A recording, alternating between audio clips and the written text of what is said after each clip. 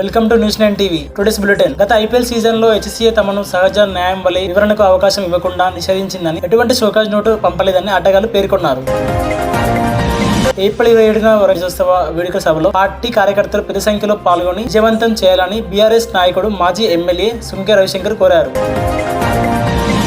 బుధవారం కమాన్పూర్ మండలంలో సిద్దిపేటలో తన నుంచి తప్పించుకున్న కోడిని పట్టుకునేందుకు ప్రయత్నించి 70 ఏళ్ల రైతు నామాని రాజేశం వ్యవసాయ బావిలో మునిగి మృతి చెందాడు.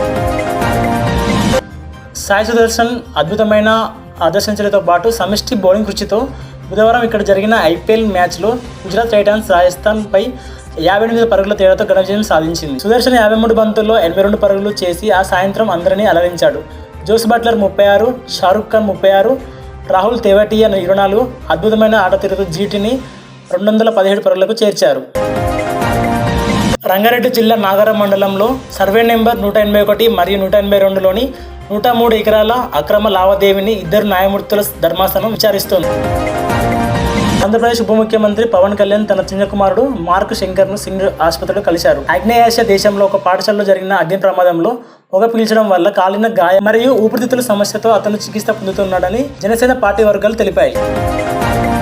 తెలంగాణలోని కాంగ్రెస్ ప్రభుత్వం ప్రజాస్వామ్య హక్కులను తుంగలో తొక్కుతుందని హైదరాబాద్ విశ్వవిద్యాలయం విద్యార్థులకు మద్దతు ఇచ్చినందుకు మరియు కంచగచ్చి జీవ వైవిధ్య నష్టంపై ఆందోళనను లేవనెత్తినందుకు బీఆర్ఎస్ నాయకులకు రేవంత్ రెడ్డి ప్రభుత్వం లక్ష్యంగా చేసుకొని వేధిస్తుందని బీఆర్ఎస్ వర్కింగ్ ప్రెసిడెంట్ కేటీ రామారావు బుధవారం అన్నారు.